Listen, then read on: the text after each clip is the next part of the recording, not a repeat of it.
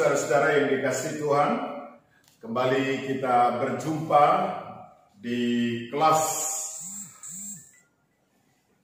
pembenahan pada malam hari ini, Sekolah Pelayanan Apostolik. Maafkan kami kalau sedikit ada gangguan multimedia kita, tapi oleh anugerah Tuhan kita kembali boleh terhubung dengan media sosial kita. Baik, sebelum kita memulaikan pelajaran ini, mari saya ajak kita bersama-sama berdoa. Bapa Surgawi, kami mengucap syukur kembali oleh anugerah-Mu. Kami diberi kesempatan, diberi peluang anugerah untuk belajar sebahagian dari kebenaran firman Tuhan yang berhubungan dengan jaminan keselamatan kami, ya Tuhan. Kami memohon biar Roh Kudus yang memberikan pengertian, pewahyuan, pencerahan bagi kami, sehingga setiap kami beroleh pengertian yang baru akan kepastian keselamatan hidup kami, ya Tuhan. Terima kasih Bapa Surgawi, kami memberkati semua fasilitas yang kami gunakan pada malam hari ini. Semua boleh berfungsi dengan baik di dalam nama Tuhan Yesus Kristus. Hamba juga memberkati seluruh peserta Sekolah Pelayanan Apostolik kelas pemenang pada malam hari ini. Biar kami diberkati lewat pelajaran malam hari ini. Di dalam nama Tuhan Yesus Kristus kami berdoa. Amin. Ya, karena kita sudah kehabisan waktu 30 menit lebih kurang, oleh karenanya saya agak cepat mengajarnya saudara malam hari ini. Baik, tema pelajaran kita malam ini adalah keselamatan. Ya, kata keselamatan biasanya sudah sangat familiar di antara kita, sehingga kita sudah terbiasa dengan kata-kata selamat jalan, ya. Selamat bersukacita, selamat bersekutu, selamat beribadah, selamat di perjalanan. Tetapi kata-kata selamat di situ sebenarnya adalah satu kata-kata yang tidak mengandung kepastian di dalamnya. Karena kata-kata itu sebenarnya hanya merupakan harapan kita. Kalau kita mengucapkan selamat jalan, itu seringkali maksud kita adalah semoga selamat di perjalanan. Jadi kata-kata selamat bagi kita hari-hari ini tidak mengandung kepastian. Oleh karena itu, pada malam hari ini kita belajar tentang kepastian. Ya. Kepastian selamat.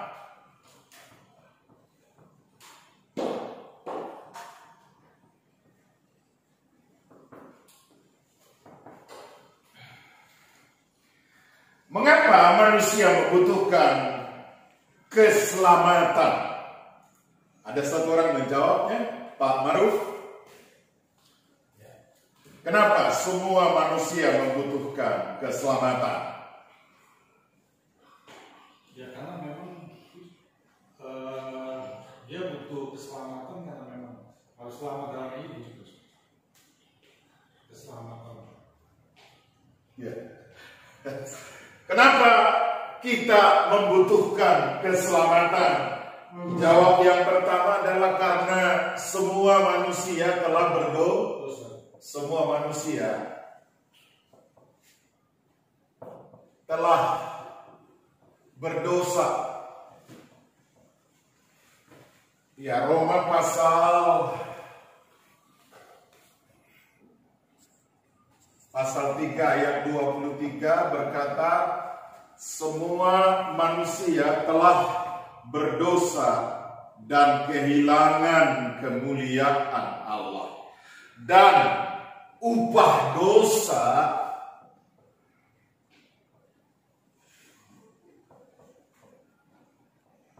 adalah maut. Kematian.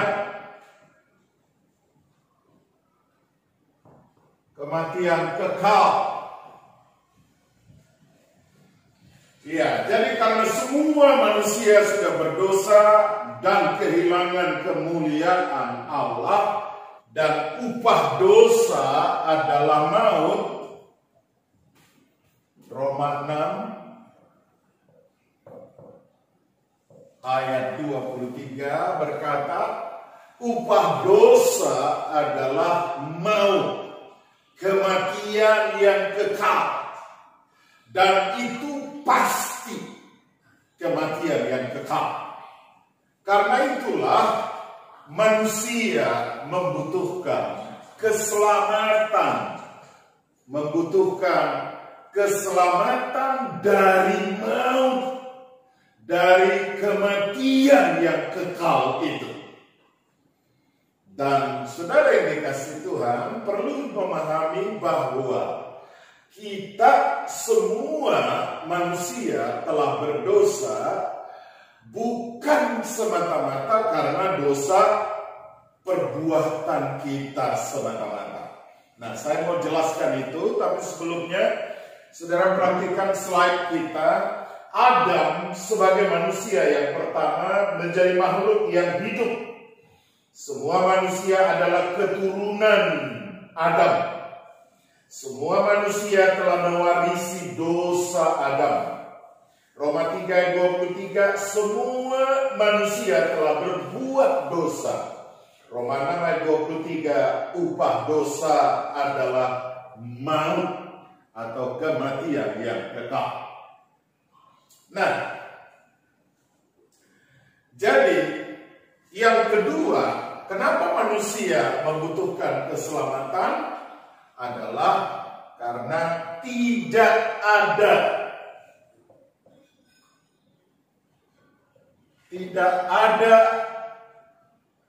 seorang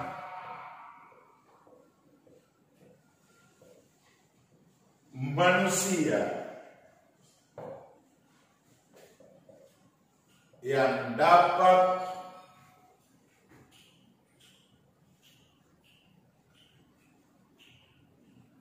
diselamatkan karena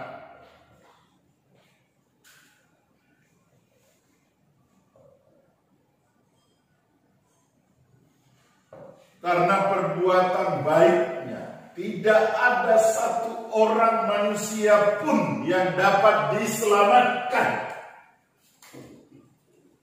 oleh karena amalnya, oleh karena kebaikannya, oleh karena perbuatan yang baik, pendidikannya, agamanya, semua falsafah hidupnya. Tidak ada yang bisa menyelamatkan seorang pun oleh karena perbuatan baik. Perbuatan baik, kesalehan, pendidikan, amal, semua tidak bisa membawa kita, menghubungkan kita lagi kepada Allah. Kenapa? Karena Allah adalah Allah yang Maha Kudus, Allah yang Maha Suci, Allah yang Maha Adil. Dan firman-Nya telah berkata bahwa semua manusia telah berdosa dan kehilangan kemuliaan Allah, dan upah dosa adalah maut. Jadi Bapak Ibu Saudara yang dikasihi Tuhan, tidak ada alasan bagi manusia berkata Allah begitu kejam dong, Allah itu begitu sadis, begitu kejam dong. Masakan semua manusia yang berdosa upahnya adalah kematian yang kekal atau neraka. Waduh, itu Allah yang seperti apa itu? Dan itu ada alasan, itu sebabnya ada alasan bagi beberapa aliran kepercayaan atau yang mereka sebut sebagai kesaksian atau saksi Yehova yang berkata bahwa Allah yang seperti itu adalah Allah yang sadis, Allah yang kejam. Maka masa semua manusia yang diciptakan oleh Allah serupa dan segambar dengan dirinya karena dosa semuanya masuk neraka. Waduh, itu tidak adil, kata mereka. Nah, saudara yang dikasih Tuhan, itu adalah konsep Allah yang keliru, saudara. Allah kita di samping adil, dia juga adalah Allah yang kudus, Allah yang suci. Jadi kesucian Allah, kekudusan Allah menuntut semua orang yang berdosa, yang sudah jatuh ke dalam dosa, maka upahnya adalah kematian yang kekal atau neraka. Nah, saudara yang dikasih Tuhan Yesus, dan Allah kita juga adalah Allah yang adil.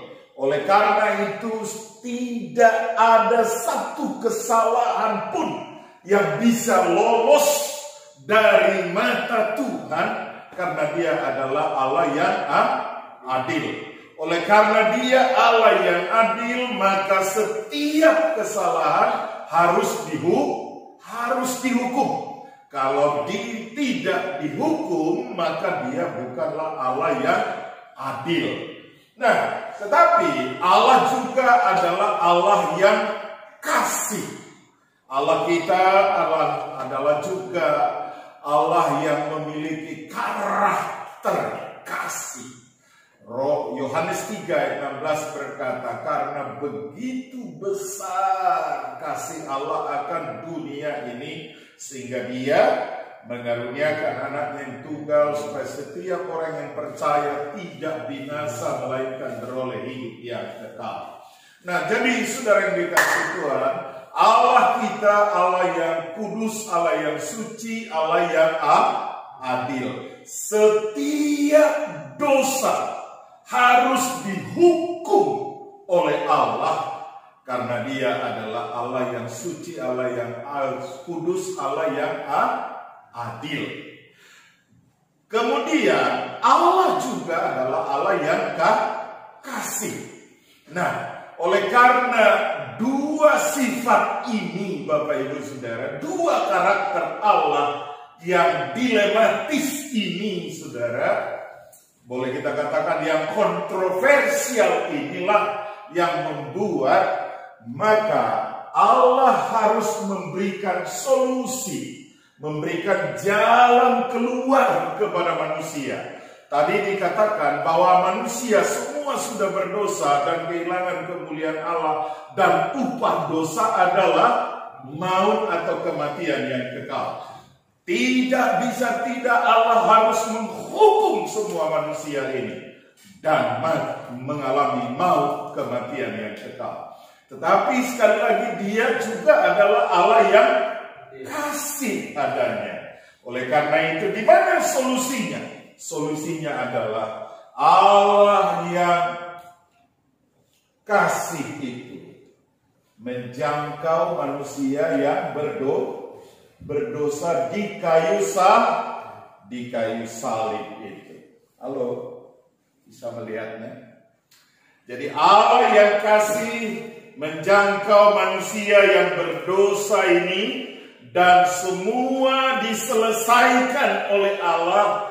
Allah yang harus menghukum, Allah yang adil, yang harus menyelesaikan, menghukum semua dosa itu. Itulah sebabnya dia mengaruniakan anaknya yang tunggal, Yesus Kristus, dan mati di kayu salib itu untuk menyelesaikan dosa semua umat manusia. Di kayu salib itu semua manusia yang percaya dan menerimanya sebagai Tuhan dan Juru Selamatnya, itu diselesaikan dan telah diselesaikan oleh Allah di kayu salib itu. Karena tidak ada seorang manusia pun yang dapat menyelamatkan dirinya dari maut, kematian yang kekal itu. Nah, saudara yang dikasihi Tuhan Yesus, jadi Yesuslah jalan solusi, jalan keluar dari maut, kematian yang kekal itu melalui salib Kristus. Saudara yang dikasihi Tuhan,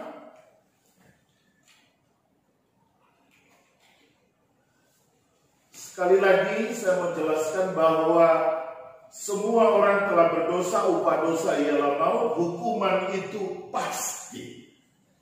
Oleh karena itulah Yesus dikaruniakan, dan Yesus sudah berfirman bahwa Yohanes 14 ayat 6 berkata, "Akulah jalan, hidup dan kebenaran." Akulah jalan dan hidup dan kebenaran. Yohanes pasal yang ke-14 ayat yang saudara kalau bisa melihat Alkitabnya. Yohanes 14 ayat 6.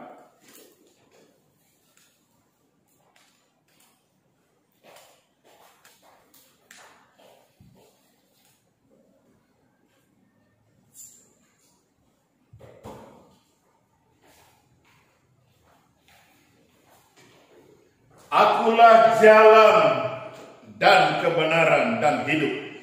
Tidak ada seorang pun yang datang kepada Bapa kalau tidak melalui aku. Jadi jelas Yesus menyatakan bahwa dialah satu-satunya jalan kepada keselamatan. Satu-satunya, bukan salah satu, ya.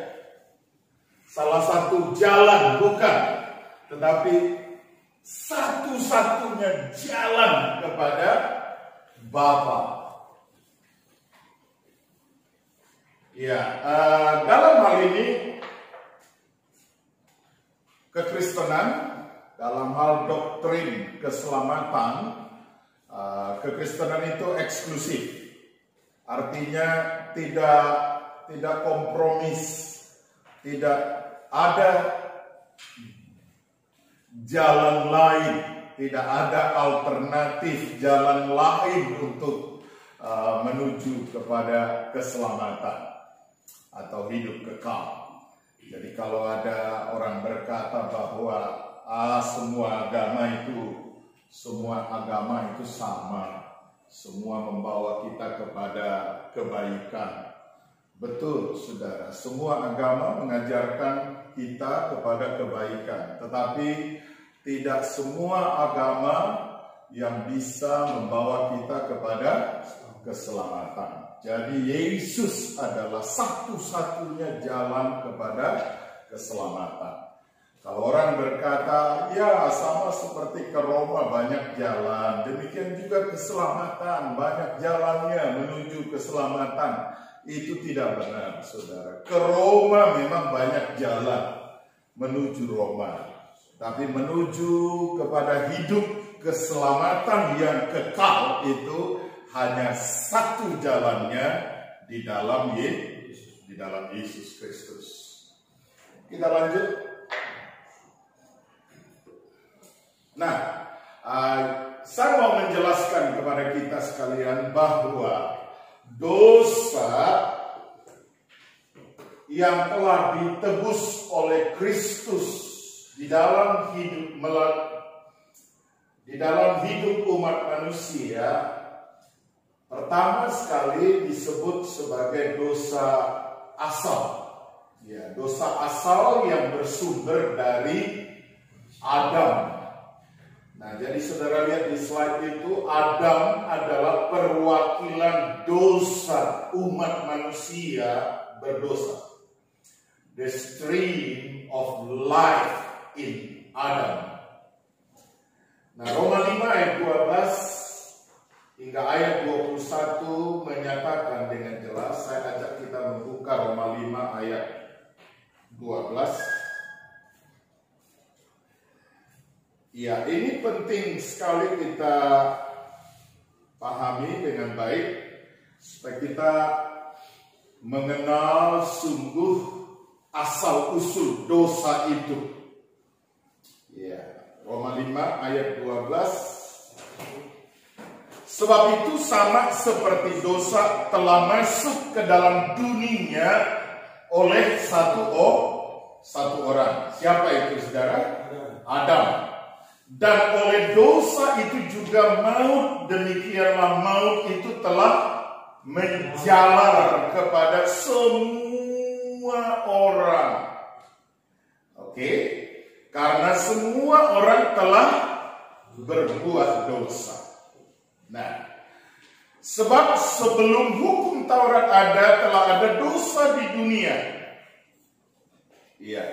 Tetapi dosa itu tidak diperhitungkan kalau tidak ada hukum Taurat. Sungguh pun demikian, maut telah berkuasa dari zaman Adam sampai kepada zamanmu, Musa, yang juga atas mereka yang tidak berbuat dosa dengan cara yang sama seperti yang telah dibuat oleh Adam, yang adalah gambaran Dia yang akan datang. Tetapi karunia Allah tidaklah sama dengan pelanggaran Adam. Sebab jika karena pelanggaran satu orang semua orang telah jatuh di dalam kuasa maut, jauh lebih besar lagi kasih karunia Allah dan karunia-Nya yang dilimpahkannya atas semua orang karena satu orang, yaitu Yesus Kristus. Dan kasih karunia tidak berimbangan dengan dosa satu orang, sebab penghakiman atas satu pelanggaran itu telah mengakibatkan penghukuman. Tetapi penganugerahan karunia atas banyak pelanggaran itu mengakibatkan pembenaran. Jadi saudara lihat di situ urutannya. Ya, Adam perwakilan dosa umat manusia, dan oleh karena pelanggaran satu orang Adam itu menyebabkan manusia berdosa dan menghasilkan penghukuman dan mengakibatkan kita secara posisional, secara kedudukan kita di hadapan Tuhan menjadi orang berdosa dan akan mengalami kuasa maut dan kematian yang kekal. Oke? Nah, ini penting, ini disebut dosa asal dari satu orang pertama Adam yang sudah menjalar kepada semua umat manusia.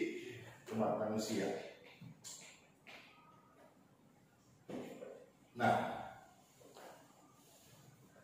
apa yang mau saya jelaskan dari gambar-gambar itu adalah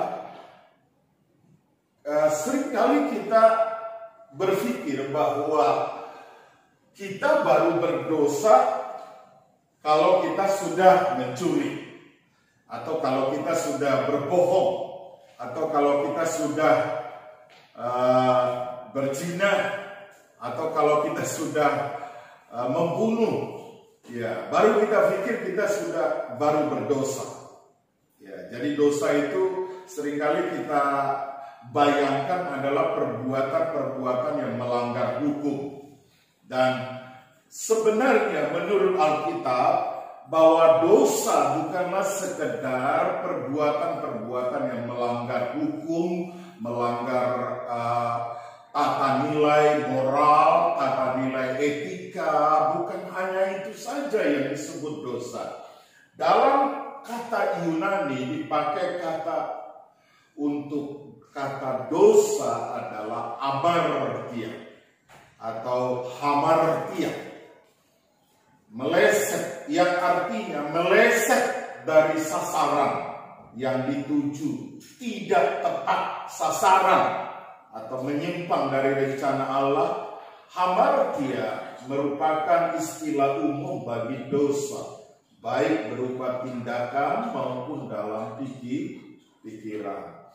Jadi pada zaman Rasul Paulus mendefinisikan dosa itu adalah mengambil ilustrasi pada zaman Paulus masih ada diperlombakan lomba olimpiade, yaitu dengan orang-orang berlomba dengan memacu kuda sambil membawa tombak, dan tombak itu nanti dilemparkan ke sasaran yang sudah disediakan oleh panitia lomba di olimpiade itu. pada zaman Paulus. Nah, saudara, sambil memacu kudanya sekencang-kencangnya, saudara, kemudian dengan tombaknya kemudian dilemparkan ke sasaran yang sudah disediakan itu. Kalau sedikit menyimpang dari titik sasaran yang dituju, maka orang-orang yang ada menonton itu berteriak, "Hamartia! Hamartia! Hamartia!" Artinya tidak tepat ke sasaran itu, atau meleset dari sasaran itu. Nah, jadi itulah kata dasar dari dosa, hamartia, meleset dari rancangan Allah, meleset dari pikiran Allah, meleset dari tujuan Allah, meleset dari pikiran Allah, meleset dari kehendak Allah yang tepat. Itu sudah dosa, hamartia. Nah, jadi Bapak Ibu Saudara yang dikasihi Tuhan, mari kita melihat sekarang bahwa dosa tidaklah semata-mata hanya tindakan perbuatan kita yang melanggar tata nilai, moralitas, tata nilai etika, melanggar hukum. Bukan hanya itu, tetapi hamartia, artinya pikiran, kehendak, perasaan kita tidak sesuai dengan kehendak Allah, pikiran Allah, rancangan Allah. Itulah dosa yang sesungguhnya. Dan perhatikan Bapak Ibu Saudara, seringkali kita berpikir ketika kita berdosa, maka konsekuensi yang kita alami adalah, biasanya kita berpikir kalau dari Tuhan di zaman anugerah ini, seringkali kita nggak merasa gentar, ya, kita nggak merasa takut dibandingkan dengan orang-orang Israel yang ada di Perjanjian Lama, saudara. Karena ketika mereka berbuat dosa, mereka biasanya langsung menerima konsekuensi dari dosa mereka, hukuman dan murka langsung dari Tuhan. Ya, mereka bisa mati seketika itu, mereka bisa dihukum seketika itu. Tetapi di era atau di zaman anugerah ini, di zaman gereja hari-hari ini, karena Tuhan tidak lagi langsung menghukum kita, tidak lagi langsung membinasakan kita seperti di Perjanjian Lama, biasanya kita juga, saudara, di Perjanjian Baru ini juga seringkali merasa tidak begitu gentar, ya, tidak begitu takut berbuat dosa itu. Karena apa? Karena kita cenderung berpikir bahwa ya, konsekuensi dari dosa, ya paling Tuhan tidak mendengar doa kita, ya paling Tuhan nanti tidak memberkati kita, ya paling Tuhan nanti tidak memberi rezeki. Jadi kalau hal-hal seperti itu saja seringkali membuat kita tidak takut berbuat dosa. Nah, saudara, karena apa? Karena kita sekarang hidup di dalam zaman anugerah ini. Kita tidak langsung ketika berdosa langsung dihukum oleh Tuhan, enggak seperti itu lagi seperti di Perjanjian Lama. Nah, tetapi saya mau katakan kepada kita, kalau saudara perhatikan slide saya ini, saudara, gambar itu di sana, sebenarnya hakikat dari konsekuensi dosa yang paling sangat dahsyat dalam hidup kita sebenarnya adalah terputusnya hubungan antara Allah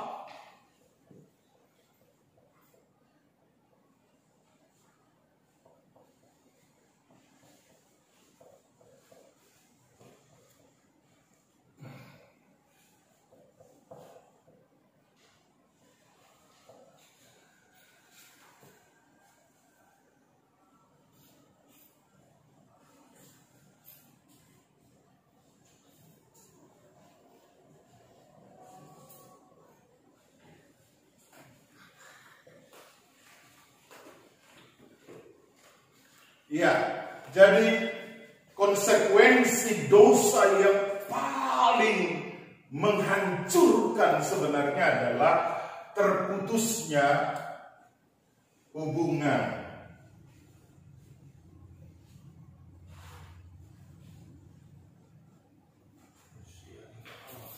Ya. Atau relasi manusia dengan Allah. Nah, ini yang paling dahsyat sebenarnya, ya. Ini yang paling mengerikan sebenarnya. Ya, itu kita lihat ketika Adam berbuat dosa, maka Adam dan Hawa itu diusir dari Taman Firdaus itu, dari Taman Eden itu, menggambarkan hubungan manusia itu dengan Allah menjadi terputus. Dan saudara lihat rentetan berikutnya, maka dosa pun, setan iblis pun mulai menguasai kehidupan manusia itu selanjutnya sampai ke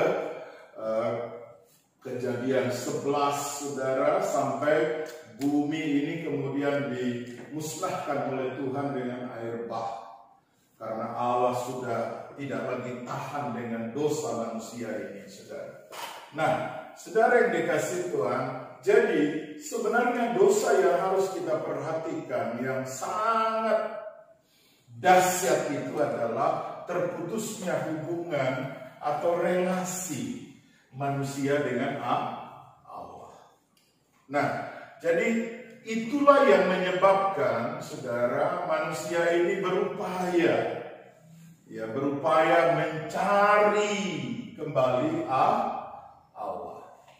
Mencari dengan apa? Dengan kebaikan, dengan amal, ya, dengan agama, dengan teologi, dan sebagainya. Nah, tetapi semua upaya manusia ini, Bapak Ibu Saudara, termasuk melalui wahyu umum yang saya sudah jelaskan minggu yang lalu, melalui wahyu umum, melalui alam semesta ini, sebenarnya manusia tidak bisa tidak harus mengakui bahwa Allah itu ada. Kenapa? Karena manusia bisa melihat bahwa keteraturan di alam semesta ini pasti ada kekuatan yang mengendalikan, mengontrolnya, sehingga semua berjalan dengan teratur. Sebab kalau tidak ada yang mengatur, mengendalikannya, pastilah semua sudah binasa, kita sudah hancur, lebur sampai hari ini. Nah, saudara yang dikasih Tuhan, di samping itu ada hati nurani. Nah, science, conscience, hati nurani, saudara, yang membuat kita sadar bahwa kita menyadarkan kita bahwa ada Tuhan sebenarnya. Tetapi semua itu sekali lagi masih dalam bentuk wahyu umum yang tidak bisa membawa kita kepada keselamatan. Jadi bagaimana kita menerima keselamatan adalah dengan kita menerima penyataan diri Allah. Jadi kalau ini adalah upaya manusia mencari Allah, tetapi kekristenan adalah upaya Allah mencari manusia.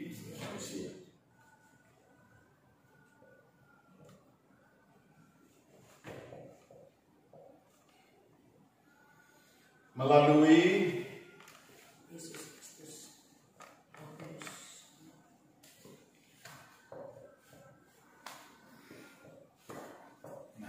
jadi Kristus yang datang kepada manusia.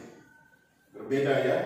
Semua ini adalah upaya manusia mencari Allah, tetapi ini kekristenan adalah upaya Allah yang mencari manusia. Jadi Allah tidak membawa agama kepada manusia, tidak. Sama sekali Allah tidak membawa agama kepada manusia. Allah tidak membawa Kristen kepada manusia. Kristen itu adalah ucapan orang-orang yang ada di kota Antioquia terhadap murid Kristus yang seperti, yang mirip mirip dengan Kristus. Mereka mengatakannya ini orang Kristen, artinya mirip dengan Kristus. Kehidupannya serupa Kristus dan mereka menyebutnya Kristen. Jadi itu dari manusia, bukan dari Tuhan. Ya, Kristen itu bukan agama yang dibawa Yesus ke dunia ini, tidak. Jadi kalau demikian, apa yang dibawa oleh Yesus? Keselamatan.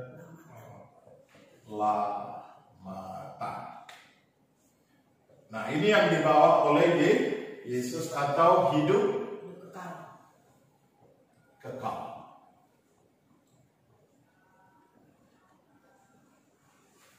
Hidup kekal. Paham sampai di sini? Baik. Nah, sekarang saya mau menjelaskan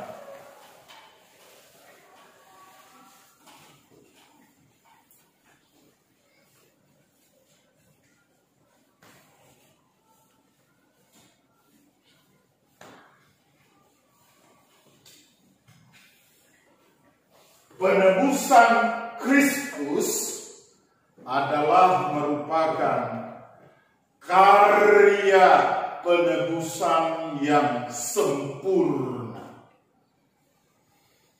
Saudara, tadi saya sudah menjelaskan bahwa manusia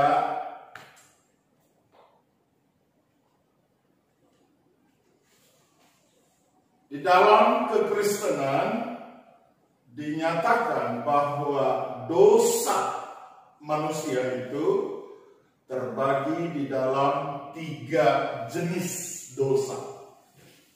Ya, dosa yang pertama disebut dengan dosa asal.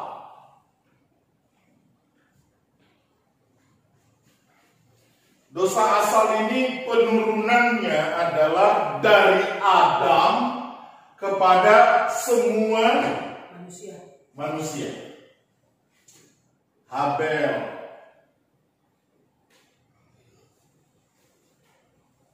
Kain. Siapa lagi, saudara? Setelah Habel, siapa lagi? Nuh. Siapa lagi, saudara? Abraham. Siapa lagi? Ishak. Siapa lagi? Yakub. Siapa lagi? Kakek saya. Nenek saya. Siapa lagi? Nenek saya. Bapak saya. Nenek. Dari nenek ke bapak. Siapa lagi? Bapak saya. Bapak. Mama saya. Ibu saya. Bapak saya. Kecil-kecil nggak kelihatan. Siapa lagi? Ibu saya. Ibu saya. Baru saya. Baru dari Adam juga langsung juga ke saya.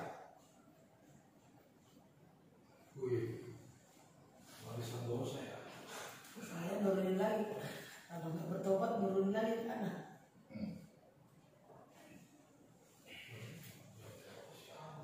Dosa asal misalnya ditulis di mana, saudara? Dalam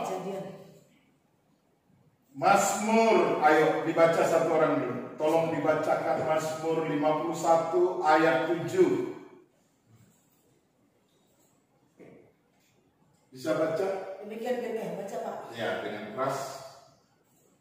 Mazmur 51 ayat 7.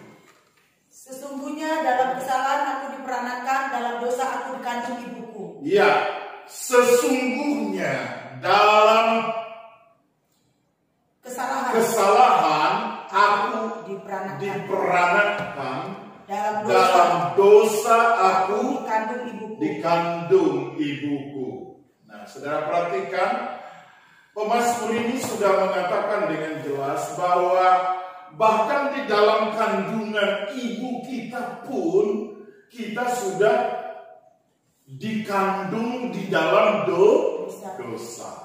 Jadi ajaran psikologi yang mengatakan bahwa kita di dalam kandungan bayi itu masih seperti kertas putih, dia sebut sebagai tabula rasa, kertas putih, itu tidak benar. Ya, menurut ajaran doktrin keselamatan Kristen. Ya, banyak agama-agama lain mengatakan bahwa ketika kita bayi, bahkan di dalam kandungan ibu kita, ketika kita lahir dan kita mati, mereka banyak agama lain mengatakan dia masuk surga. Saudara, tapi kekristenan tidak. Ya, kalau dia lahir di dalam dosa. Lalu kalau dia mati, ya mati di dalam dosa. Nah, kemudian mana lagi saudara dosa asal ini? Ya, tadi sudah kita bacakan Roma pasal 3 ayat 2-3. Iya. Coba dibacakan. Pak Maruf, ya. Karena semua orang telah berbuat dosa dan telah kehilangan kemuliaan Allah. Roma 3:23. Karena semua orang telah berbuat dosa dan telah kehilangan kemuliaan Allah. Iya, semua orang telah Berbuat dosa. Sebenarnya tidak ada kata berbuat di situ karena ini bukan dosa perbuatan. Ya, tetapi ini adalah dosa asal karena semua orang telah berdosa. Itu bunyinya. Ya, ini bukan dosa perbuatan, tapi ini dosa asal. Disebut natural sin. Natural sin. Dosa. Natur dosa. Ya, sifat dosa yang diwariskan kepada semua manusia. Roma pasal 5 ayat 12. Ya, satu lagi baca. Sebab itu sama seperti dosa telah masuk ke dalam dunia. Sama seperti dosa telah masuk ke dalam dunia oleh satu orang siapa? Adam. Dan oleh dosa itu juga maut. Dan oleh dosa itu juga maut atau kematian kekal. Nah, perhatikan. Jadi dosa asal atau sinful nature ini cara transmisinya, penurunannya kepada manusia adalah dari Adam langsung kepada semua manusia.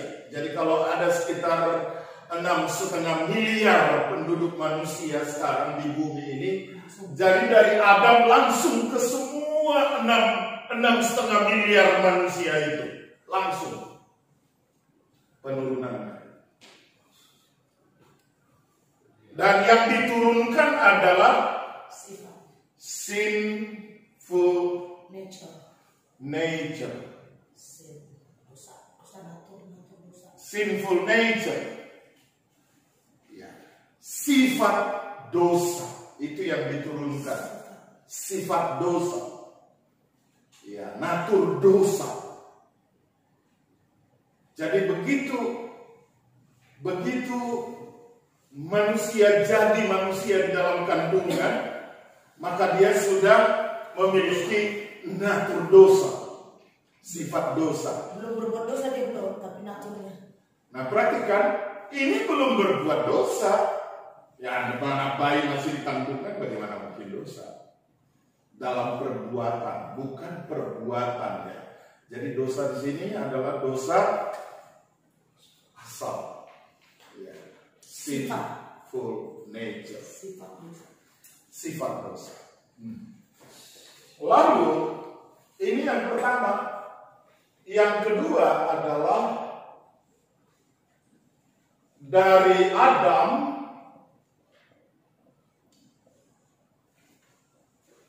kepada siapa? Abel.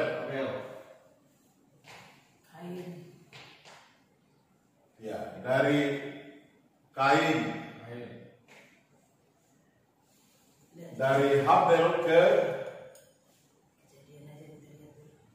siapa lagi? Nuh. Dari Kain kepada Abraham. Dari Nuh kepada Ishak. Dari Abraham kepada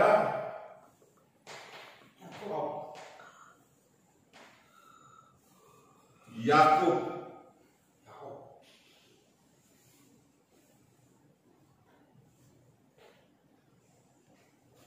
Dari Ishak kepada kakek kita, nenek dari.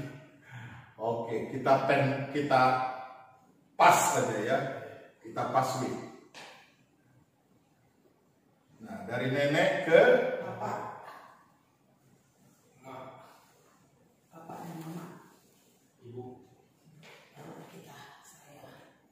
kemudian dari bapak ibu kita ke Kita, saya. saya.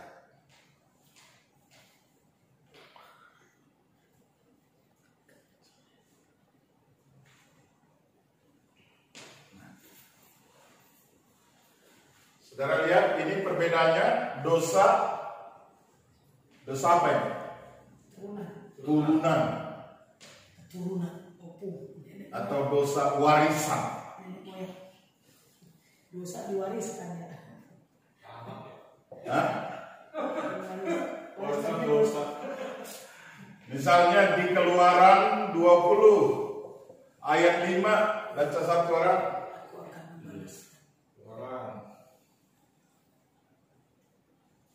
Ayo. 20 ayat 5. Iya. Jangan sujud menyembah kepada atau beribadah kepadanya, sebab aku Tuhan Allahmu adalah Allah yang cemburu, Ya. yang membalaskan kesalahan bapak kepada anak-anaknya, kepada keturunannya yang ketiga dan keempat dari orang-orang yang membenci aku. Ya. Yang aku Tuhan Allahmu adalah Allah yang cemburu, yang membalaskan dosa kesalahan bapak-bapak kepada anak-anaknya dari keturunan yang keempat, ketiga, dan keempat sampai kepada yang keempat. Nah, saudara, jadi kalau dari kakek kita keturunan keberapa? Paling baru keturunan ketiga. Nah, jadi sampai keturunan yang keempat. Dosa itu diturunkan dari nih. Nah, saudara perhatikan cara penurunannya. 1 Petrus 1. Baca lagi ayat 18. Dosa warisan. Sebab kamu tahu bahwa kamu telah ditebus dari cara hidupmu yang sia-sia, yang kamu warisi dari nenek moyangmu itu. Bukan dengan barang yang fana, bukan pula dengan perak atau emas. Bukan dengan barang fana, melainkan dengan darah yang Kau menebus dosaku. Dengan apa, saudara? Dengan darah yang suci. Ya. Dia menebus kita dari dosa yang kita warisi dari nenek moyang kita. Nah, ini disebut dosa warisan yang diturunkan, bukan dosanya. Perhatikan. Nah, juga di sini bukan dosanya si Adam yang diturunkan, bukan, tapi natural sin, sifat dosa itu yang diturunkan kepada manusia, kepada saya, kepada kita. Nah, demikian juga di sini. Yang diturunkan itu bukannya dosanya nenek-nenek kita, kakek-kakek kita, bukan.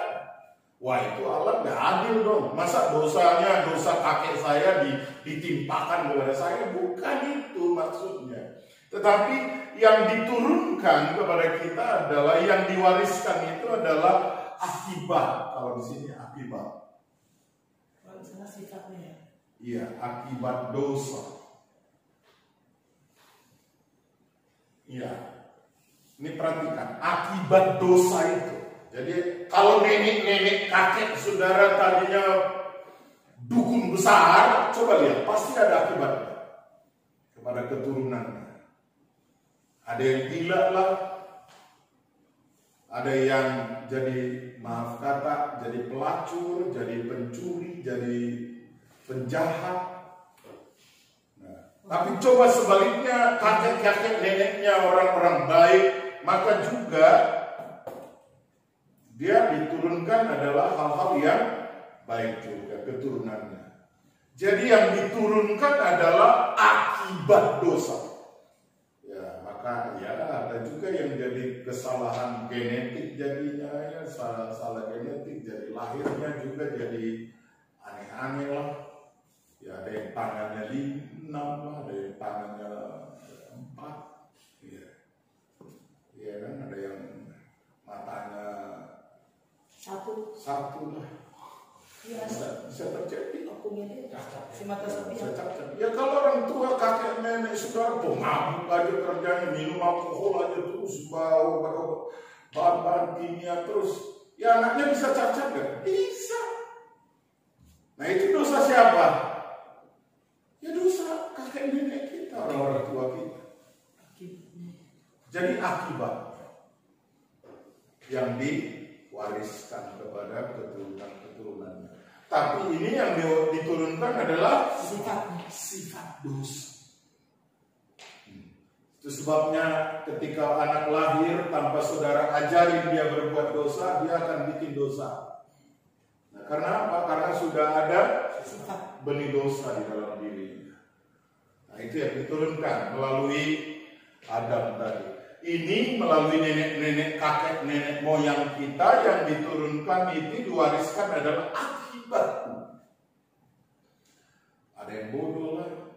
Ya mama papa saya, karena mama saya itu anak dari dukun besar dulu. Kakek saya itu Panjaitan, jagoan dulu di kampung kami, saudara. Dia bisa putar tanduk kerbau yang tadinya begini, dia bisa putar jadi ke bawah.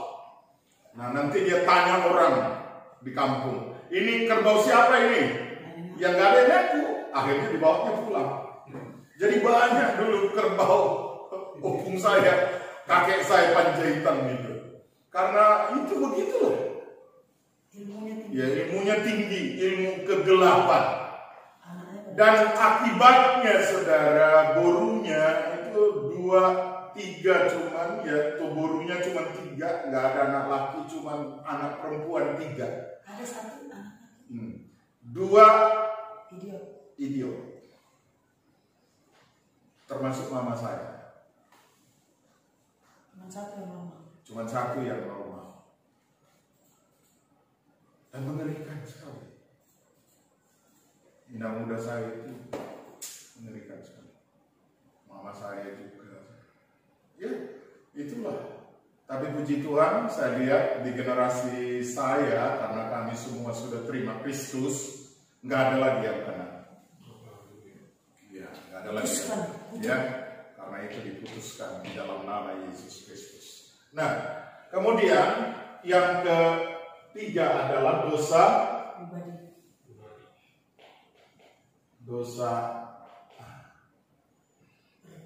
perbuatan.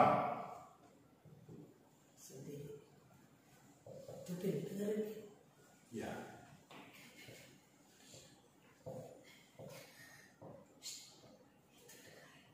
Dosa perbuatan. Ini beda ya, perbuatan mencuri, apalagi berzina, berbohong, iri, dengki, ya, apa lagi, pesta pora, mabuk, dan sebagainya. Nah ini dosa perbuatan sendiri, ini dosa perbuatan. Nah saudara perhatikan. Ini penting saudara pahami, dosa perbuatan ini Bukan ini semata-mata yang menjadikan kita orang berdosa. Ya, jadi pabrik dosa itu bukan ini, bukan perbuatan kita. Itu sebabnya kalau kita mau merubah hidup seseorang, jangan fokusnya ke sini aja perbuatannya ini.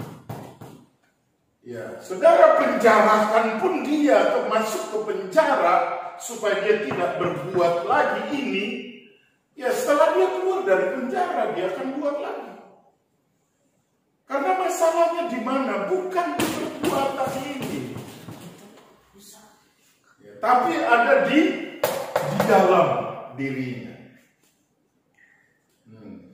Dan itu sebabnya Roma pasal 12 ayat 2 berkata, kunci perubahan itu bukan merubah tingkah laku ini, perilaku ini. Ya, sistem pendidikan kita, behavioris, pendidikan kita sekarang ini, yang berupaya dididik, diajar, dirubah adalah perbuatan atau tingkah lakunya. Tapi firman Allah bukan ini yang harus dirubah dulu.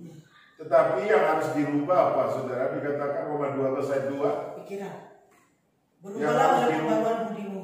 Berubahlah oleh pembaharuan budimu. Changing your mind. Sehingga kamu dapat membedakan mana yang baik, mana yang sempurna, kehendak Allah. Mana kehendak Allah dan mana yang sempurna. Nah, saudara, nah perhatikan. Jadi sebenarnya yang membuat kita menjadi orang berdosa artinya posisinya, kedudukannya, ya. Nah, ini adalah perbuatannya. Nah, yang membuat kita menjadi orang berdosa secara posisional bukanlah perbuatan atau tingkah laku ini yang membuat kita orang berdosa. Tetapi yang membuat kita orang berdosa adalah karena di dalam diri kita sudah ada sinful nature. Sifat dosa. Nah, sifat dosa itulah yang menjadi pabrik, ya, menjadi pabrik dosa-dosa ini dalam tindakan. Jadi kalau kita mau merubah seseorang, jangan fokusnya ke tingkah lakunya. Banyak juga pengkhotbah di mimbar fokusnya adalah kepada perubahan perilaku ini, khotbah-khotbahnya, tapi tidak menyentuh sifat dosa ini. Nah, nanti lebih lanjut kita akan lihat di mana ini sifat dosa ini sekarang di dalam diri kita. Nah, jadi ini yang harus dirubah, ini yang harus diperbarui, ditransform oleh firman Allah supaya dia akan menghasilkan perilaku yang benar.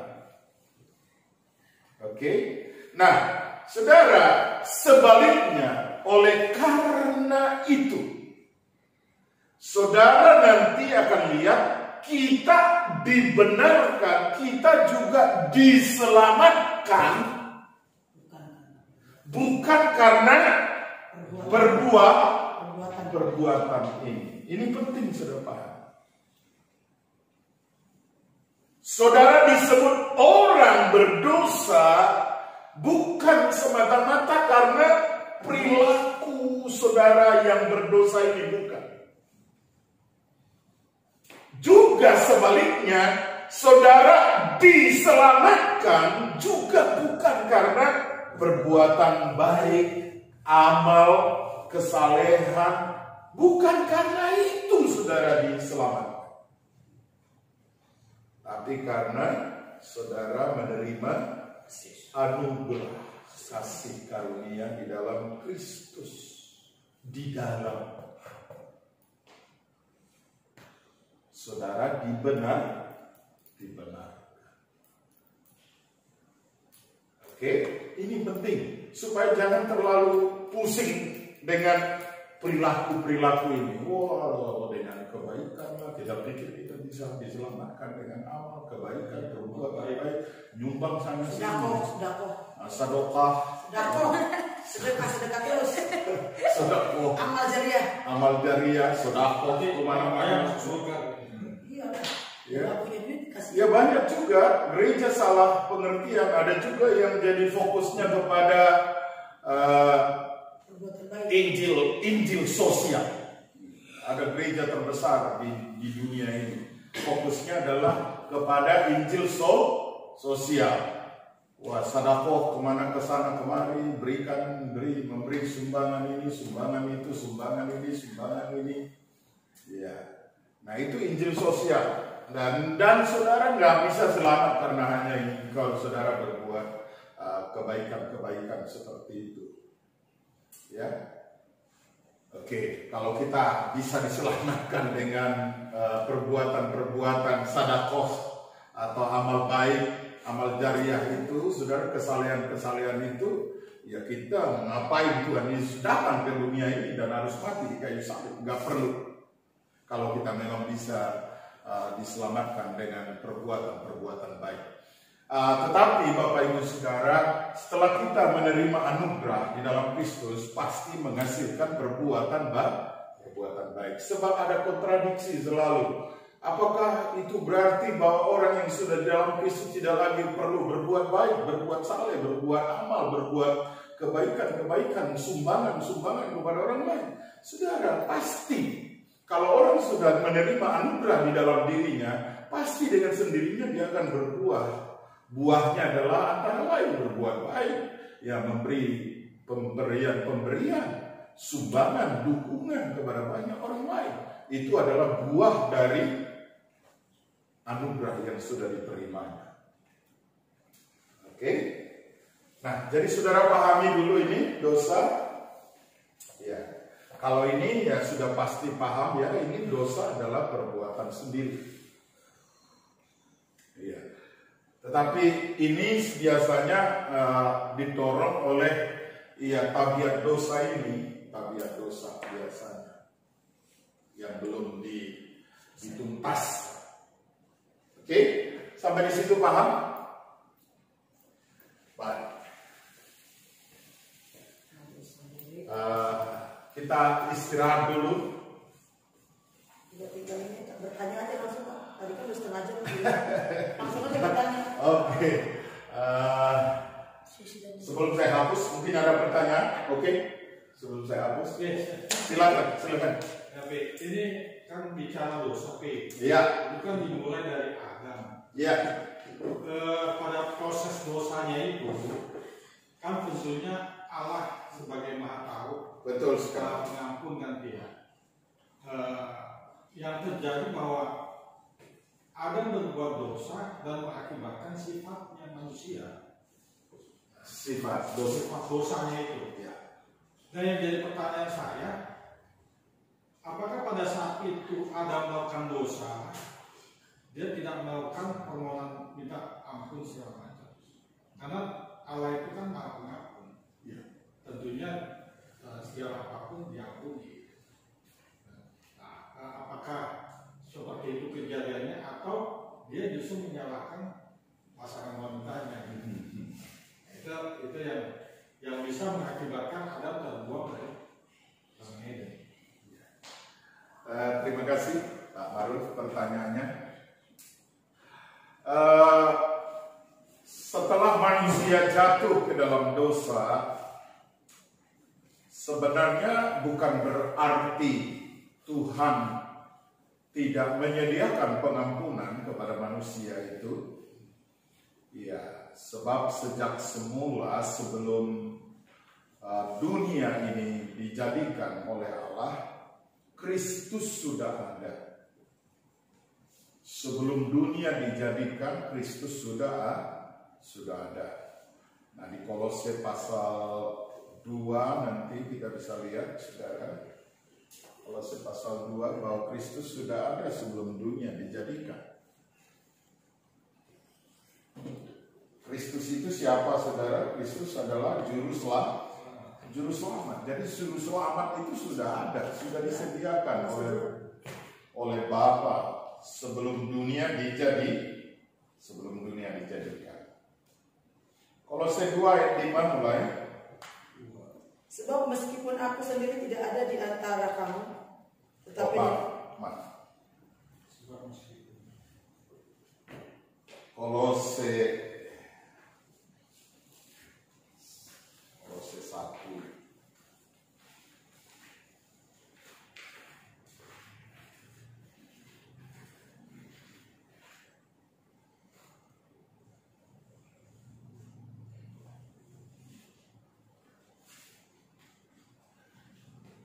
Kolose 1 ayat 15. Ia adalah gambar Allah yang tidak kelihatan, yang sulung, lebih utama dari segala yang diciptakan.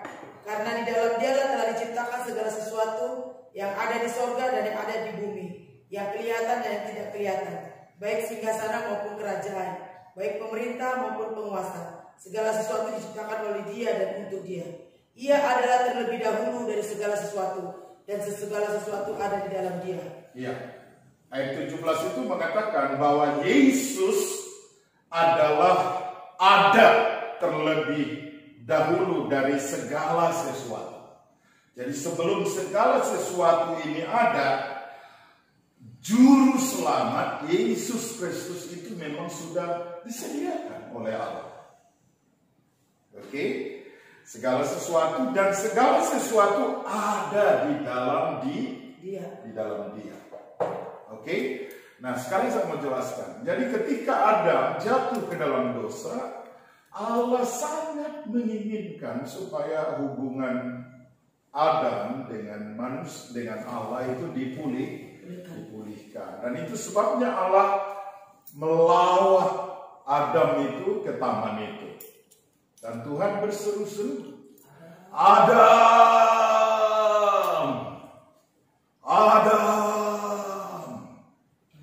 di manakah engkau?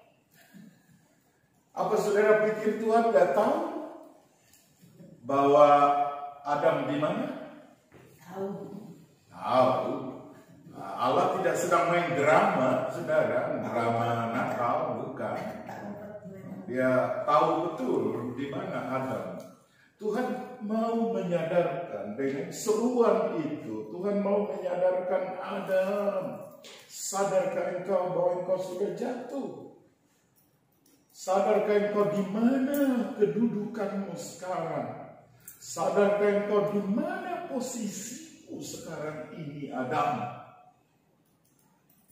Tapi Adam tidak sadar posisinya di mana. Justru dia bersembunyi di balik pohon itu. Nah, kemudian ketika Tuhan menjumpai mereka dan bertanya kepada Adam, Tuhan bertanya kepada Adam, Adam, apa yang sudah engkau lakukan? Nah, lihat, Adam tidak langsung meminta ampun. Adam tidak berkata, ya benar Tuhan, aku yang salah. Tapi justru si Adam salahkan si Hawa. Cari kambing hitam. Ya.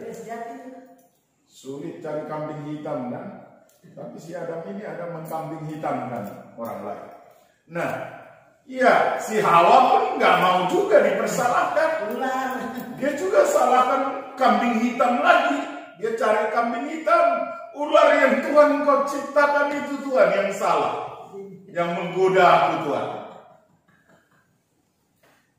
Saudara, apakah Tuhan tanya lagi ular? Enggak.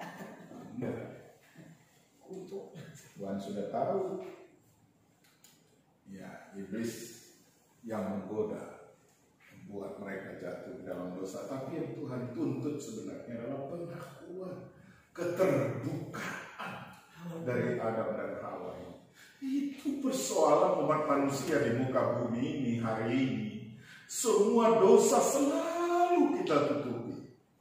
Dosa kita tutupi. Kita terus tutupi. Dan itulah sumber masalahnya sebenarnya. Bukan Tuhan tidak mau mengampuni. Tuhan sangat menginginkan memulihkan hubungannya dengan umat manusia ini. Tapi manusia menutupi kesalahan itu, menutupi dosa itu. Disemat nama.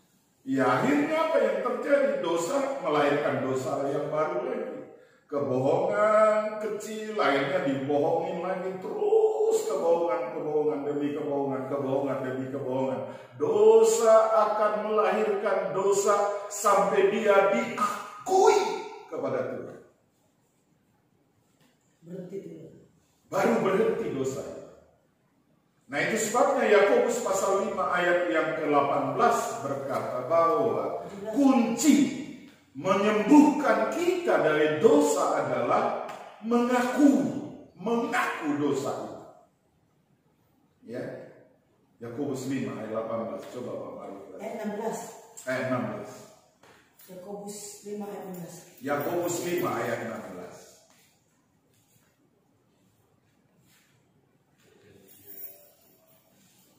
Yes. Ibu aja. Karena itu hendaklah kamu saling mengaku dosamu dan saling mendoakan supaya kamu sembuh. Doa orang yang benar bila dengan yakin didoakan sangat besar kuasanya. Nah, ini bukan soal doa, bukan masalah doa saja ini. Masalahnya adalah supaya kita sembuh. Ya, supaya kita sembuh bukan hanya sakit fisik, tapi masalah sakit rohani, sakit jiwa nih. Supaya kita sembuh dikatakan hendaklah kamu saling mengaku dosamu dan saling mendoakan. Kalau saling itu berarti apa itu? Dua belah pihak. Ya, kepada orang lain. Ya, seringkali kita hanya mengaku dosa itu hanya kepada Tuhan. Nah, ini lagi persoalannya. Ya, kepada Tuhan oke lah, karena Tuhan nggak kita lihat, beres semua. Ya kan? Tapi mengaku dosa kepada orang yang kita lihat, kepada orang yang kita bersalah, itu Allahu a'lam susahnya ditampung. Ya kan? Dan kita selalu saja menutupi dosa dan kesalahan itu. Dan itulah yang akhirnya melahirkan dosa terus menerus dan menyalahkan orang lain. Ya, sampai kepada keturunan yang keempat. Nah, akhirnya kita melihat Kain membunuh adiknya Habel dan seterusnya. Sampai kepada Enos, barulah kembali orang memanggil nama Tuhan. Nah, saudara yang dikasihi Tuhan Yesus, dosa jalan satu-satunya memutuskannya dari diri kita adalah dengan mengakui pengakuan kepada Tuhan dan kepada sesama. Ya, kita sangat mudah mengakui kepada Tuhan. Ya, sangat mudah, tapi sangat sulit mengakui kepada sesama kita. Oke? Nah, jadi sebenarnya bukannya Tuhan tidak mau mengampuni, sangat menginginkan untuk mengampuni, tapi itu sebabnya Dia menyediakan juru selamat untuk menebus dosa-dosa kita, karena Dia ingin supaya hubungan manusia dengan dirinya dipulihkan kembali. Oke. Baik, kita masih ada waktu beberapa menit. Kalau ada pertanyaan dari yang online mengikuti pelajaran ini melalui online, kalau ada pertanyaan sebelum saya lanjut.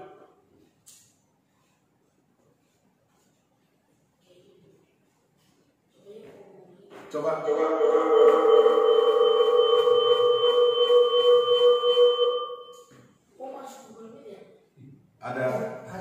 Ada yang bertanya?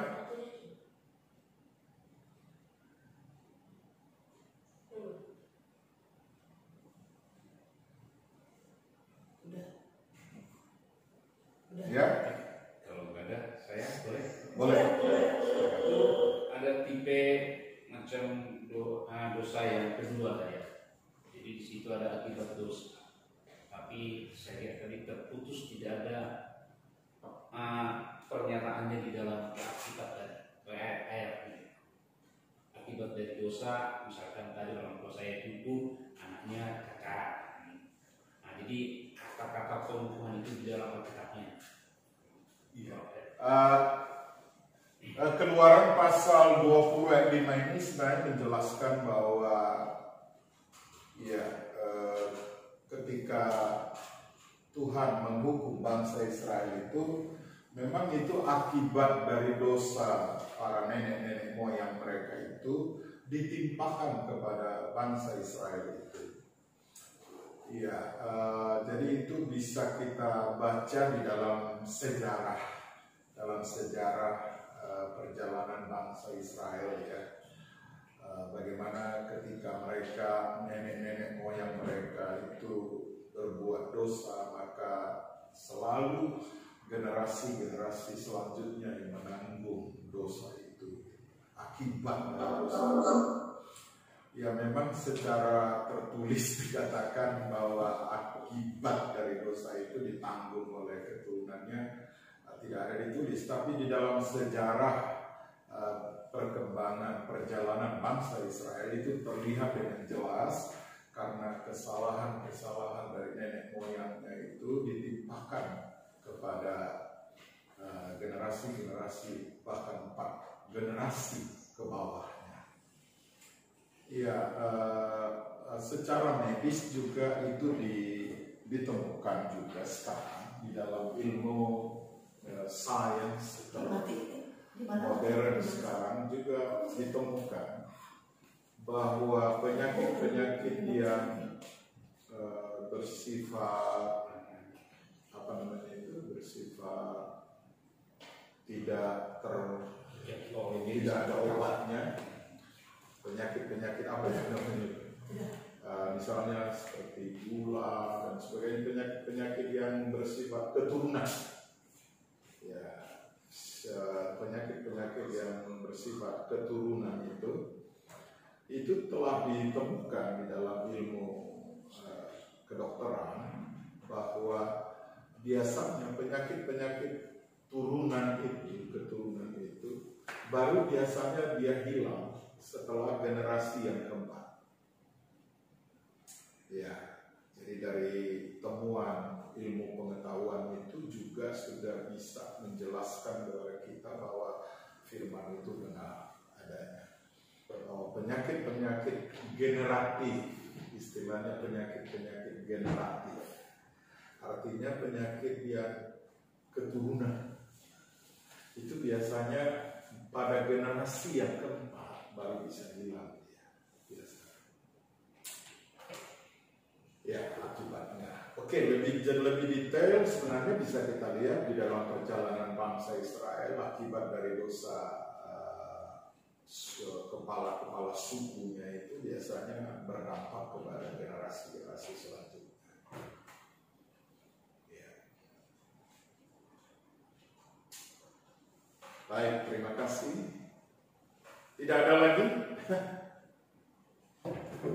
Singap semua yang online, tidak ada pertanyaan.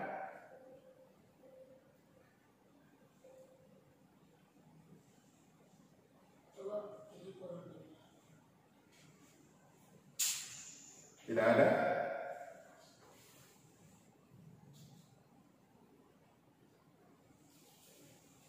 Lanjut aja, oke?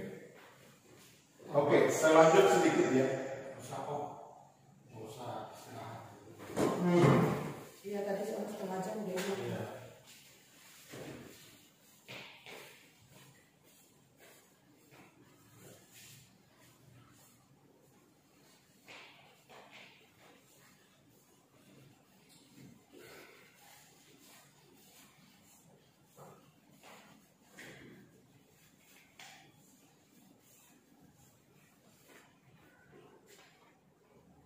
Pertama kita mau melihat karya.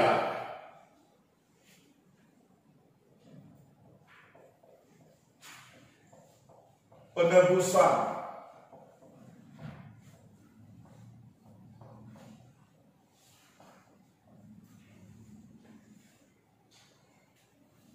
Karya penebusan yang sempurna.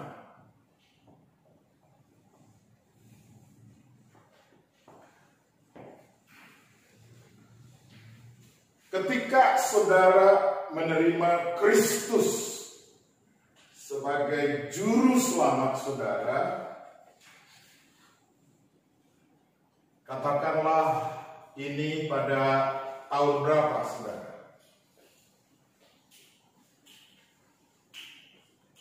Tahun berapa saudara terima Kristus? Pak Maruf? 2018.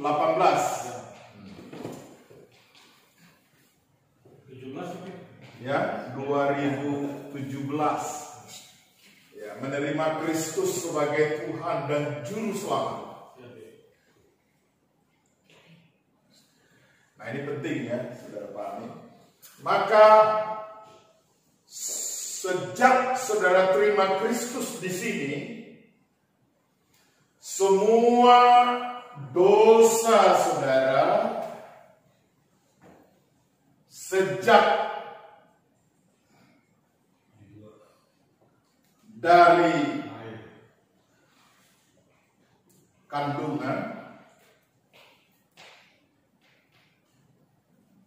kandungan ibu saudara, kemudian lahir, semua dosa saudara di sini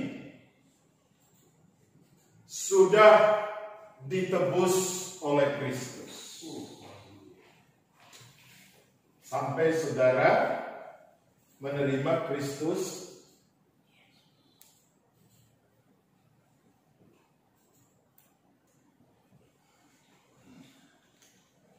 pada hari ini. Semua dosa itu sudah ditebus oleh Kristus. Percaya itu? Semua dosa saudara sudah ditanggung oleh Kristus. Semua, sejak dari kandungan ibu saudara, semua dosa saudara sudah ditanggung oleh Kristus. Pak, Kinambunan percaya? Tambunan? Percaya? Jangan ragu-ragu, Pak. Jangan ragu-ragu. Ya, semua dosa saudara dikatakan di mana? Di 1 Korintus 6 ayat 20. Kita baca dulu. Ya. Sebab kamu telah dibeli dan harganya telah lunas dibayar. 6 ayat 20. Karena itu muliakanlah Allah dengan tubuhmu. Iya, sebab karya penebusan Kristus di kayu salib itu menebus dosa saudara sempurna. Ya, dikatakan dalam 1 Korintus 6 ayat 20 ini, sebab kamu telah dibeli dan harganya telah lunas. Bayar. Ya, lunas.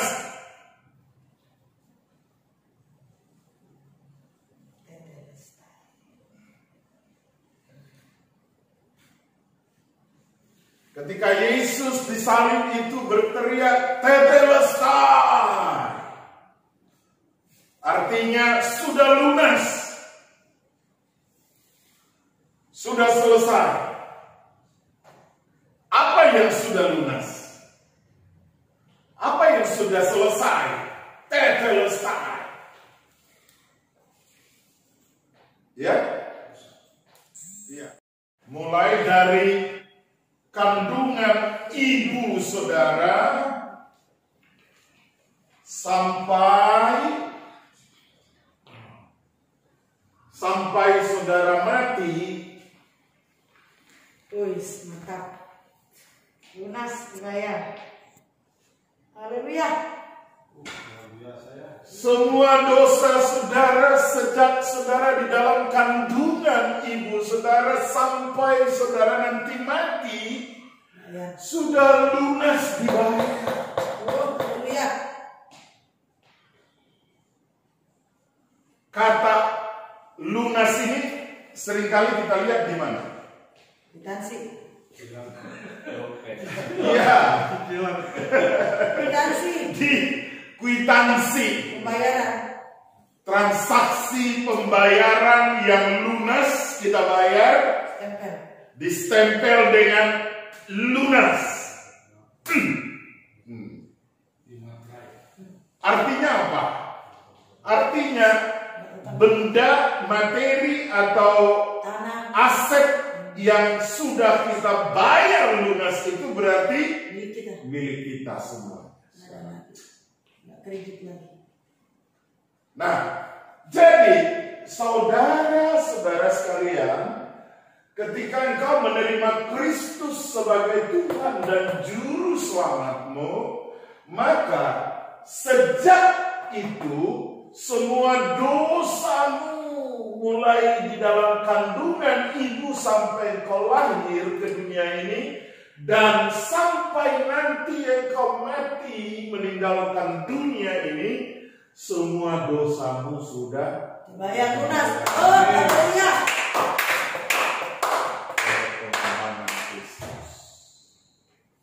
Luar biasa Tuhan Yesus. Anugerah. Saudara percaya dosa saudara masa lalu dari sejak saudara lahir sampai saudara terima Kristus sudah ditebus, sudah dibayar? Percaya Pak. Percaya. Ada juga. Saudara percaya bahwa dosa-dosa saudara sampai ketika saudara terima Kristus juga sudah dibayar? Percaya. Saudara percaya? Percaya.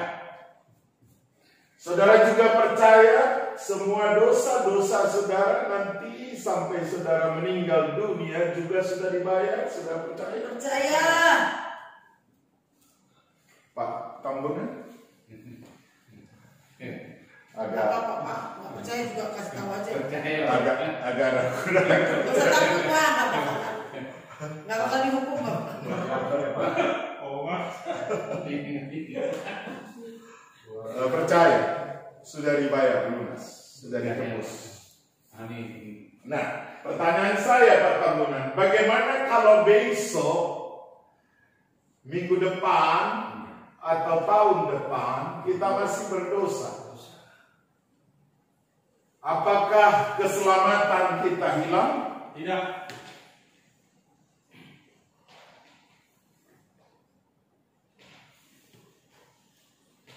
Masuk surga apa enggak Pak Tambungan? Masuk tuh. Masih masuk Pak. Sudah dibayar lunas. Kan sudah milik kita tadi Pak. Gak apa-apa deh Pak. Nggak usah takut. Bilang apa? Nggak bakal diancam. SHM kalau bisa dibikin SHM. Kan ini jadi banyak pertanyaan. Bagaimana? Loh, kalau saya besok, lusa, minggu depan, tahun depan masih bikin dosa, gimana dong?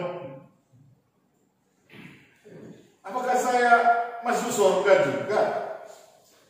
Kalau saya masih, bahkan sampai ada yang bertanya, sampai mau detik mau mati kok dia masih bikin dosa, gimana dong? Masih masuk surga enggak? Masih. Selamat enggak? Selamat Pak. Kan sudah dibayar lunas. Nah, jadi yang dibayar oleh karya penebusan Yesus itu bukan hanya dosa saudara sejak lahir sampai saudara terima Kristus, bukan hanya itu saja. Bahkan dosa-dosa saudara yang masih akan saudara lakukan ke depan, di hari esok sudah dibayar lunas. Haleluya. Gak boleh utang lagi ya. Tidak ada utang lagi. Nggak ada lagi. Orang udah dibayar lunas lah. Nah, cuman pertanyaan orang banyak adalah, loh kalau begini mah enak betul jadinya Pak Pendeta. Kalau gitu kita bikin dosa aja dah. Jangan.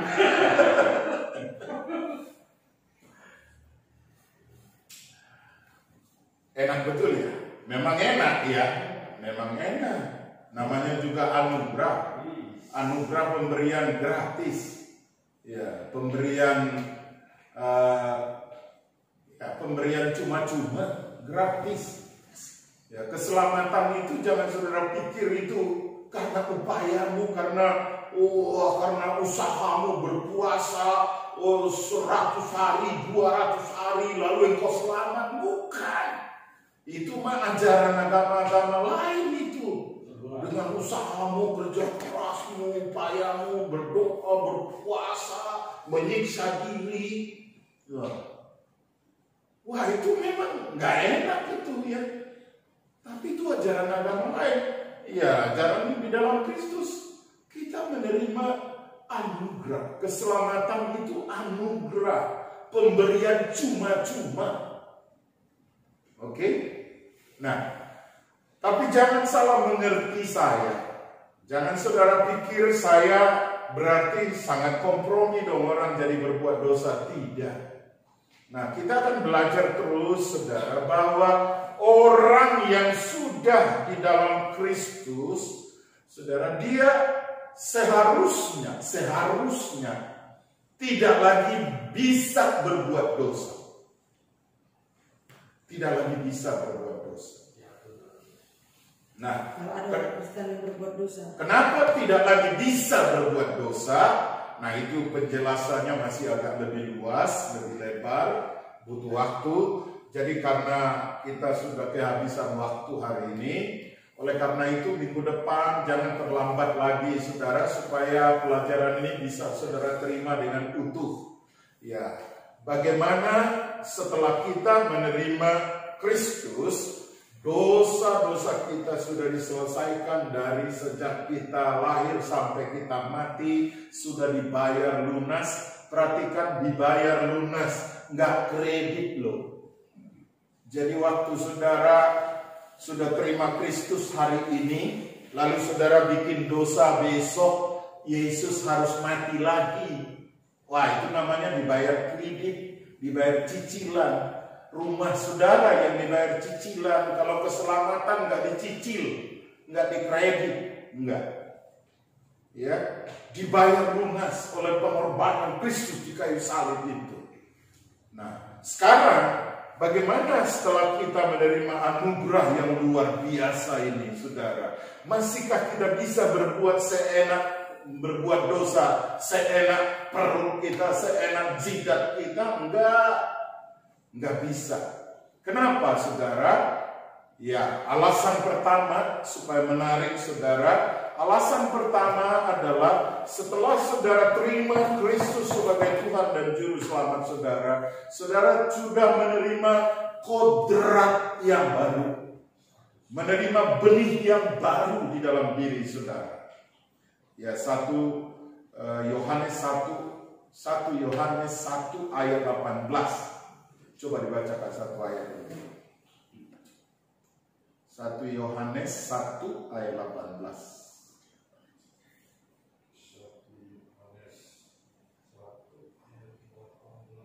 Oh, bukan 1 Yohanes, 1 Petrus. 1 Petrus 1 ayat 18. 1 Petrus 1 ayat 18. Sebab kamu tahu bahwa kamu telah ditebus dari cara hidupmu yang sia-sia, yang kamu warisi dari nenek moyangmu, itu bukan dengan barang yang fana, bukan pula dengan perak atau emas, melainkan dengan darah yang mahal, yaitu darah Kristus yang sama seperti darah domba yang tak bernoda dan tak bercacat. Benih ilahi 1 Petrus 3 ayat 1 Yohanes 3 ayat 9. Ya. Setiap orang yang lahir dari Allah tidak berbuat dosa lagi, sebab benih ilahi tetap ada di dalam dia, dan ia tidak dapat berbuat dosa karena ia lahir dari Allah. Jadi orang yang sudah lahir dari Allah tidak lagi berbuat dosa karena sudah memiliki benih ilahi di dalam dirinya. Dia sudah memiliki kodrat ilahi di dalam dirinya. Dan kodratnya yang lama sudah ditanggalkan. 2 Korintus 5 ayat 17 berkata, setiap orang yang ada di dalam Kristus, dia adalah ciptaan yang baru, new creation. Yang lama sudah berlalu, sesungguhnya yang baru sudah datang. Pernahkah saudara melihat ikan hidup di darat? Pernah saudara lihat? Pernah Pak, tapi cuma sebentar. Pernahkah saudara melihat ikan hidup di udara? Bisa Pak. Di akuarium. Enggak bisa. Kenapa ikan tidak bisa hidup di darat? Kodratnya di air. Karena kodratnya ikan hanya bisa hidup di dalam air. Kenapa burung tidak bisa hidup di dalam air? Karena dia diciptakan, kodratnya adalah hidup di udara. Jadi kodrat saudara sekarang yang sudah di dalam Kristus adalah kodrat ilahi. Amin. Kodrat yang baru, kodrat ciptaan yang baru, yang hanya bisa hidup dengan sehat dan normal di dalam lingkungan, di dalam habitat kebenaran. Jadi kalau dia melompat dari habitat lingkungan kebenaran itu ke dalam habitat atau lingkungan dosa, bisa dia apa tidak? Tidak bisa. Bisa, tapi sebentar. Sesudah itu megap-megap. Sama seperti ikan yang kodratnya hidup di air, dia bisa melompat ke darat, tapi hanya sebentar saja. Airnya mati. Kenapa mati? Karena kodratnya adalah hidup di dalam habitat lingkungan air. Demikianlah saudara, ciptaan baru ini telah dilahirkan dari Allah. Yohanes 3 ayat yang ke-14 ayat 13 berkata bahwa engkau sudah dilahirkan kembali bukan dari darah atau dari daging, melainkan dari Roh Allah. Yohanes 3 ayat 13. Ya. Yohanes 3 ayat 13. Yohanes 2, Yohanes 1 ayat 13. Mau dibacakan cepat sebelum saya tutup. Orang-orang yang diperanakan bukan dari darah atau dari daging, bukan pula secara jasmani oleh keinginan seorang laki-laki, melainkan dari Allah. Nah, itulah yang disebut dengan lahir kembali. Jadi lahirkan kembali bukan dari darah atau dari daging, melainkan dari Roh Allah. Itulah artinya saudara sudah memiliki benih ilahi di dalam dirimu. Engkau sudah memiliki kodrat ilahi dalam dirimu. Dan engkau hanya bisa hidup enjoy, hanya bisa hidup sehat, hanya bisa hidup normal di dalam habitat, di dalam lingkungan yang kebenaran. Di dalam lingkungan kebenaran. Jadi kalau saudara melompat ke lingkungan dosa, sebentar bisa, tapi saudara nggak bisa enjoy lagi di situ. Saudara nggak bisa lagi nikmat di situ. Saudara akan terus merasa tertuduh. Hatimu akan terus merasa sense of guilty, merasa bersalah di dalam batinmu terus. Kalau engkau terus hidup di sana. Dan lama-lama kalau engkau bertahan di situ, engkau akan mati secara rohani. Nah, saudara yang dikasih Tuhan, jadi apakah orang yang sudah terima Kristus ini bisa seenaknya hidup lagi di dalam dosa, berkubang dalam dosa? Tidak. No. Kalau ada orang berkata, oh dia Pak Pendeta udah terima Yesus, katanya, tapi dia, sampai dia mau mati pun masih hidup dalam dosa. Apakah dia masuk surga?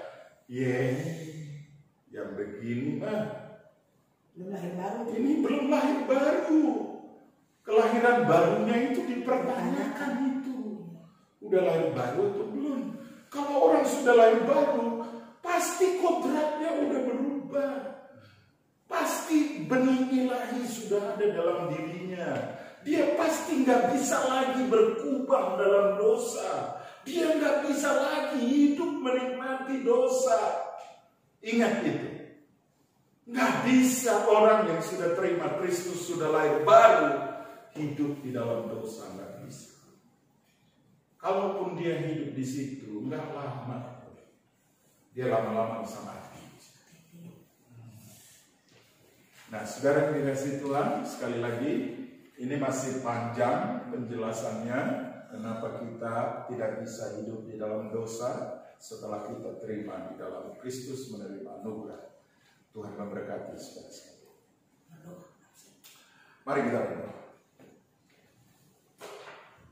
Terima kasih Bapa Surgawi untuk anugerah-Mu, kasih karunia-Mu pada malam hari ini. Kami boleh lagi Tuhan kasih kesempatan untuk belajar kebenaran firman Tuhan secara khusus yang berhubungan dengan jaminan atau kepastian keselamatan yang sudah kami terima di dalam Tuhan Yesus Kristus yang adalah jalan, kebenaran, dan hidup. Tidak ada seorang pun yang sampai kepada Bapa jikalau tidak melalui Kristus. Terima kasih Tuhan untuk anugerah yang begitu besar, anugerah yang luar biasa di dalam Kristus yang boleh kami terima. Terima kasih untuk pengajaran pada malam hari ini. Biarlah setiap materi yang sudah kami pelajari dimeteraikan oleh Roh Kudus dan mampukan kami Tuhan untuk terus boleh menghidupinya dan bahkan boleh menjadi alat Tuhan untuk bersaksi, menyampaikan pengajaran ini kepada banyak orang lain, sehingga orang lain dibawa kepada pengenalan akan anugerah yang luar biasa itu. Terima kasih Bapa Surgawi, berkati semua para peserta sekolah pelayanan apostolik yang ada di ruangan ini maupun yang mengikuti melalui online. Kiranya Tuhan berkati kami semua. Di dalam nama Tuhan Yesus kami berdoa.